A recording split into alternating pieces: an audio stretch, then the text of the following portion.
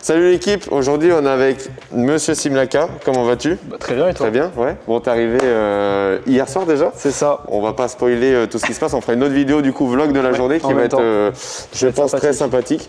Donc aujourd'hui on va vous présenter donc, le nouveau bolide à 4 roues de Monsieur Simlaka. On va montrer brièvement, mais que vous connaissez déjà, le bolide à 2 roues. Donc on va commencer du coup par cette magnifique Audi TT que tu nous as ramené. J'arrête pas de le faire chier avec ça. Mais non, tu nous as sorti un vrai bolide là, surtout en V10 en plus. Ouais. Donc vraiment magnifique. Pourquoi ce modèle en particulier alors? La V10, l'R8, c'est un modèle que tu affectionnes. Pourquoi tu t'es tourné vers ça? En fait, j'ai acheté cette voiture parce que du coup, j'avais vendu mon ancienne voiture. J'avais une M4 avant et j'ai pris celle-là parce que c'était un bon coup d'occasion quand je l'ai acheté. Je pouvais l'avoir à un prix intéressant et si je voulais acheter une première supercar, je voulais changer complètement de ce que j'avais avant. Elle avait aussi une configuration qui était extrêmement rare pour un prix encore une fois intéressant et elle causait en fait toutes les cases que je voulais sur si je prenais une R8. À savoir que c'est une R8 donc une 1.2, enfin je les appelle comme ça, donc avec les boîtes S-Tronic qui n'ont pas les problèmes de la phase 1, qui sont plus joueuses et qui ont un moteur un peu évolué par rapport à la phase 1. Donc et je voulais pas la phase 2 parce que déjà elle était plus chère et que la voiture est beaucoup moins joueuse en fait, t'as pas les sensations au volant etc. La voiture est beaucoup plus plate, ça reste une voiture extraordinaire la phase 2 mais beaucoup plus plate, beaucoup plus aseptisée.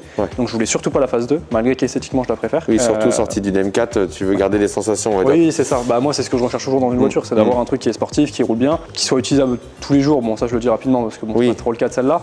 Mais voilà, qui est surtout très joueuse. Et sur le coup, c'est vraiment le coup de cette génération-là. Incroyable. Du coup, elle développe combien de chevaux celle-ci? 550. 550. Mais elle est d'origine, il n'y a pas de stage ou quoi? Non, il n'y a rien du tout. Il y a juste, tu m'avais parlé d'une petite ligne d'échappement quand même? Ouais, il y a une ligne... C'est quoi la marque? La marque. C'est une Klein et elle est en Inconel. Ok. Donc non, il y a juste une ligne. Non, il y a une ligne Klein en Inconel. Du coup, c'est les matériaux de la Formule 1. La ligne d'échappement, c'est pas du titane, mais c'est Inconel. Donc, tu as une très belle résonance. Tu gardes les catalyseurs, donc elle reste homologuée sur papier. Mais ce qui permet de libérer le V10 parce que de base, ça fait quasiment pas de bruit. Ouais.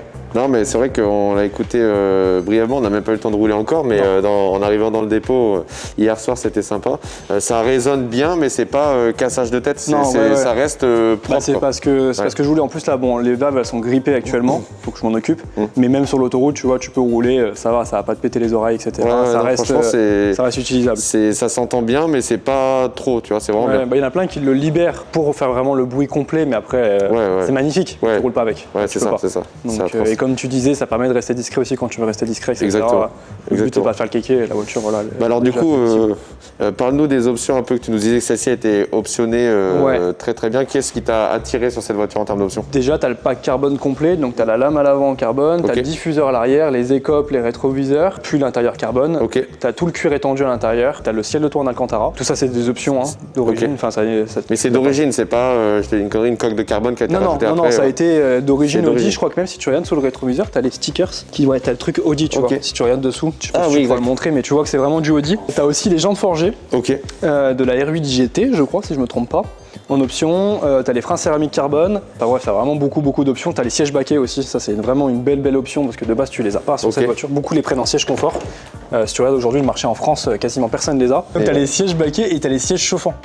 Sur les baquets, qui chauffent rien, mais qui sont quand même chauffants sur le papier. Ça met en température. Ouais, ça met un petit truc. Tu as l'impression que tu t'es pété dessus en fait. Ah non, c'est trop bien. C'est génial. Tu pisses dessus quoi. mais non, voilà, t'as quand même de belles options et ça permet d'avoir quand même une finition. L'intérieur est un peu vieilli, selon moi, mais t'as quand même une belle finition. Tu vois, t'as le cuir de partout, t'as le carbone, l'Alcantara sur le toit, ça rajoute un petit truc, etc. Et les sièges, moi, c'est un truc que je kiffe. Parce que de base, t'as vraiment des gros sièges moches qui font vraiment donc là, très ça bien reste sur dans la le côté sportif et en soi, c'est pas des.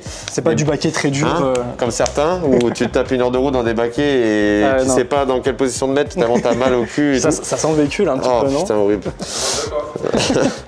mais ouais, non, ils sont jolis en plus, même avec la surpiqûre comme ça et tout, c'est très. Et puis quand tu roules, ils te maintiennent vraiment bien et sur le coup, ça va avec le côté de la voiture. Enfin, tu cherches pas à acheter une supercar. C'est ça reste un canapé, etc. C'est des voitures que tu recherches pour le côté sportivité. C'est ça. Donc t'as aussi l'aileron.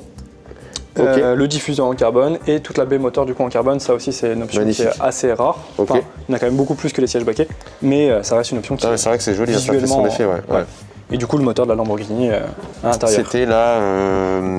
Alors lui, c'est entre la Gallardo et la Voilà, Huracan. la Gallardo, ouais, c'est ça. Et c'est entre les deux, lui. C'est pas exactement celui de la Gallardo, il y a une toute petite évolution, je ne saurais pas te dire exactement laquelle, mais tu as une petite évolution entre celui de la Gallardo et de la Huracan. Donc j'ai pas celui de la Huracan à proprement parler, mais pas loin. D'accord, et il n'y a pas une histoire aussi que c'est le même châssis que la Gallardo par contre? Je crois, oui, par contre, c'est la monocoque en aluminium. À vérifier si on dit pas de bêtises, mais. Je crois que c'est ça, c'est châssis en monocoque aluminium. Parce que du coup, il y en a plein qui le savent pas, mais la R8 a le même châssis que. Ouais.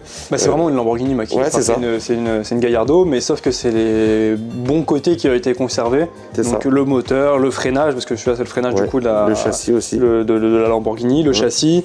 Et après, tu as des évolutions Audi donc à l'intérieur qui est quand même beaucoup plus moderne que la Gallardo parce que sur le coup, il a vraiment plus vieilli. Ouais. Et t'as pas les défauts du coup parce que la Gallardo est sortie, je crois, à voir si je dis pas de bêtises, mais que en boîte Airtronic, enfin l'équivalent du coup de la Airtronic en boîte robotisée. Okay. Du coup, très longue, 15 000 € les embrayages, etc. C'était un problème. Les vitesses sont hyper. Et là, du coup, c'est pas du tout le cas, c'est vraiment la boîte S-Tronic, 7 vitesses, machin, ultra réactif, enfin, c'est vraiment. Ouais, non, mais ça se voit que c'est une petite arme de guerre, hein, ça se voit.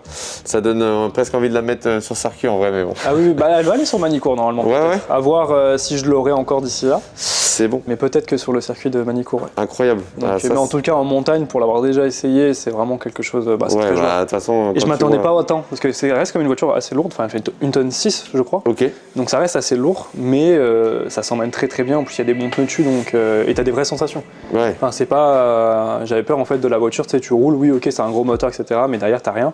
Non, là, tu peux vraiment t'amuser, t'as un vrai truc, tu etc. sens que t'es dans un putain de châssis, surtout que la voiture est déjà basse et que ça pousse. Tu sais, t'as la sensation en passager ou même en conducteur tu prends une épingle, tu tournes et t'as ta tête qui reste à un endroit et en fait la voiture elle part. Ah oui, genre t'as vraiment la sensation. C'est un rail quoi. Ouais, c'est ça. L'expression de. Bah, en fait, le G, enfin, tu ressens un peu même le G, etc. à l'intérieur. Et hier, on était en voiture.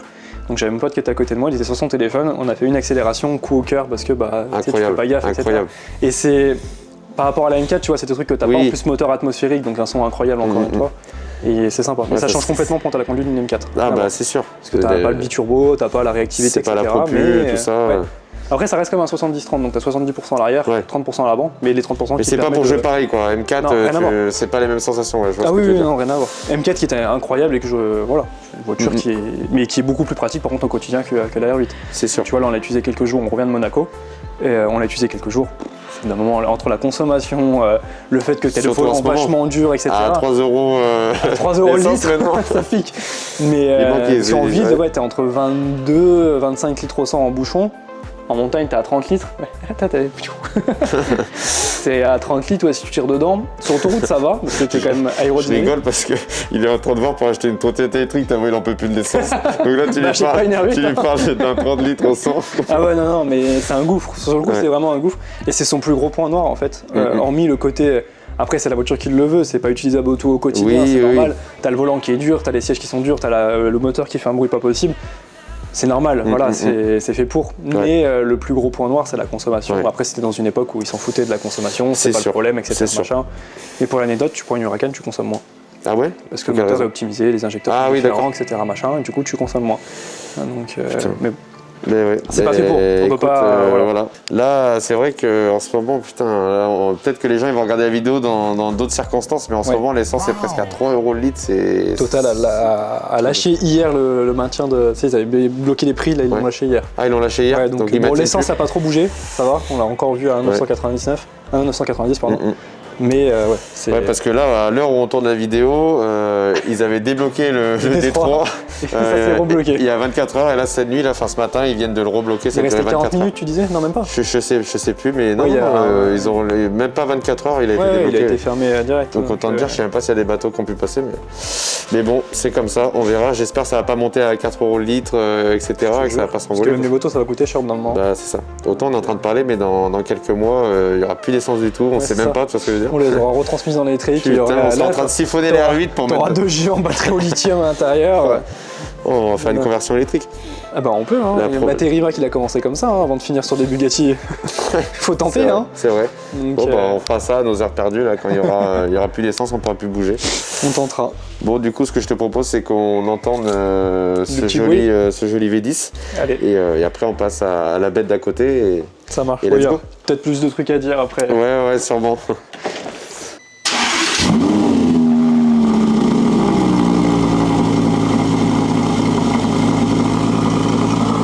Ça, c'est des voitures qui donnent le sourire.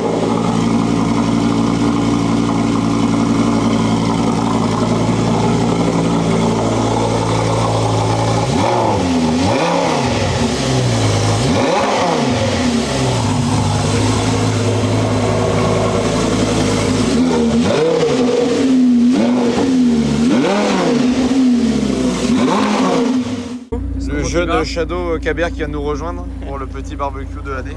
On va faire un petit tour vite fait, histoire de voir la bête. Et après, apéro. Mais pour l'instant, fuego.